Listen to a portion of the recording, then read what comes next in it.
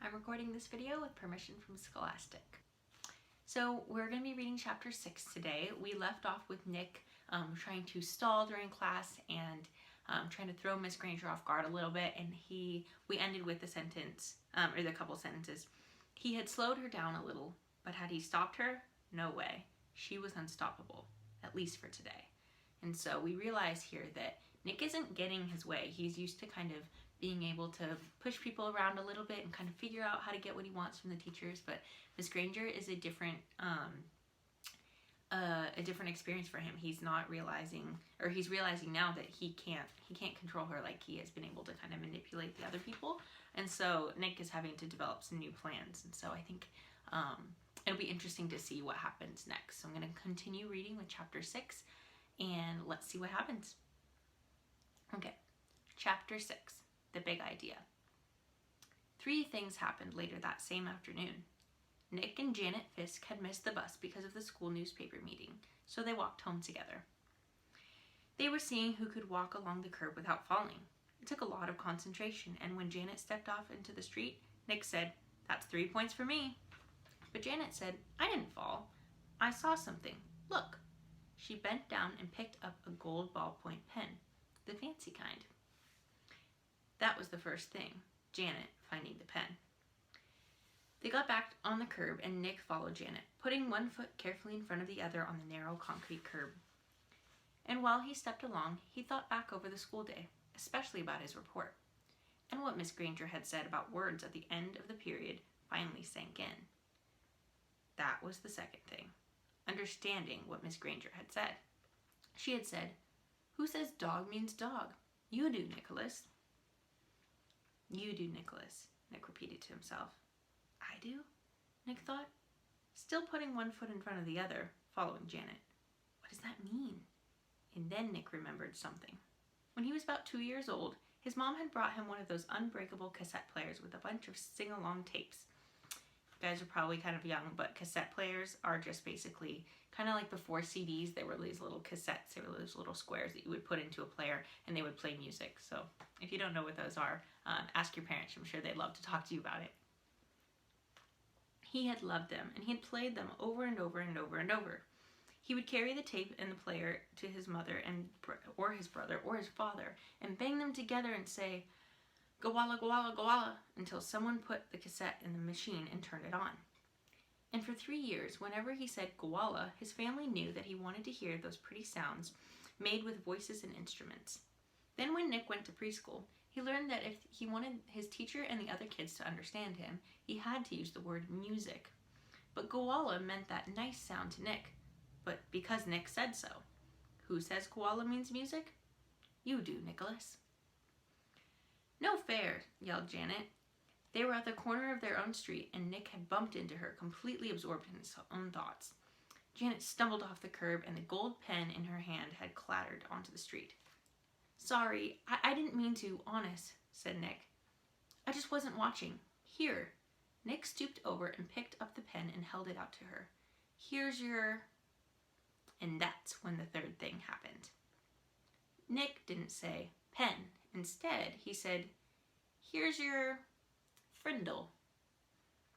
"Frindle?" Janet took her pen and looked at it like he was nuts. She wrinkled her nose and said, "What's a Frindle?" Nick grinned and said, "You'll find out. See you later." I want you to pause here really quick. What do you think Nick's gonna do? Why would he have told Janet Fisk, "Here's your Frindle," when he was handing him a pen? What is he doing? I want you to think about how he's using what Miss Granger had taught him to kind of work around the system and kind of play a trick of his own.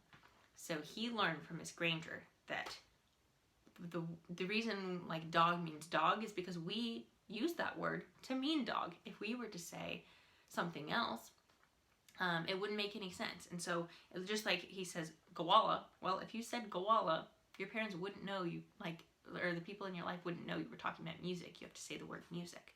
But Nick seems like he has a plan with this Frindle thing, and it's the title of our book. So I want you to think about that as we go along. It was there at the corner of Spring Street and the South Grand Avenue, 1 block from home on a September afternoon. That's when Nick got the big idea. There's Nick and Janet with the Frindle. By the time he had run down the street and up the steps and through the door and upstairs to his room, it wasn't just a big idea. It was a plan. A whole plan, just begging for Nick to put it into action. And action was Nick's middle name. The next day after school, the plan began. Nick walked into the penny pantry store and asked the lady behind the counter for a Frindle. She squinted at him. "A what?" "A Frindle, please. A black one." And Nick smiled at her. She leaned over closer and aimed one ear at him. "You want what?" "A Frindle." And this time Nick pointed at the ballpoint pens behind her on the shelf. "A black one, please." The lady handed Nick the pen. He handed her the 49 cents and said, "Thank you," and left the store. 6 days later, Janet stood at the counter of the penny pantry. Same store, same lady. John had come in the day before, and Pete the day before that, and Chris the day before that, and Dave the day before that. Janet was the 5th kid that Nick had sent in there to ask that woman. And when she asked, the lady reached right for the pens and said, "Blue or black?" Nick was standing one aisle away at the candy racks, and he was grinning. Frindle was a real word. It meant pen. Who says Frindle means pen? You do, Nicholas.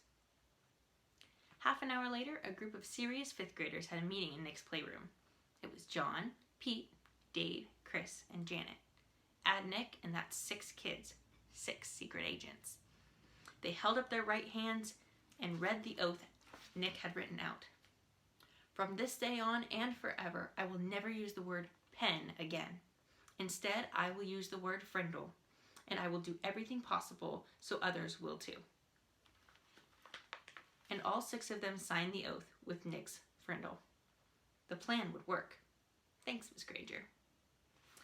So, is that what you thought was going to happen in this chapter? I know that the title of our book is Frindle, but I want you to think about what Nick did. He took what he learned in class and kind of twisted it around to fit into his own plan. Now, what Nick's doing is kind of sneaky and maybe not super nice, but what Nick is doing is he's using what he learned about words and how they hold their meaning. So, for example, they use this in the book. They said the word dog means dog, your furry pet that you have at home, has 4 legs and a tail. It fits the description of a dog. If you were to go home and say that a oogie means dog, and you just said, "Hey Mom, where's our oogie?" they might be very confused. That's kind of what Nick is doing with the word Frindle, but he's kind of being really strategic about it. He's sending his friends into that that market, and his plan is to convince other people to use this word too. So let's see what happens. I want you guys to make a prediction. Do you think other people are going to believe that and start using the word Frindle? So I want you to make a prediction, and then I'll see you guys in the next video, and we can find out what happens in chapter 7.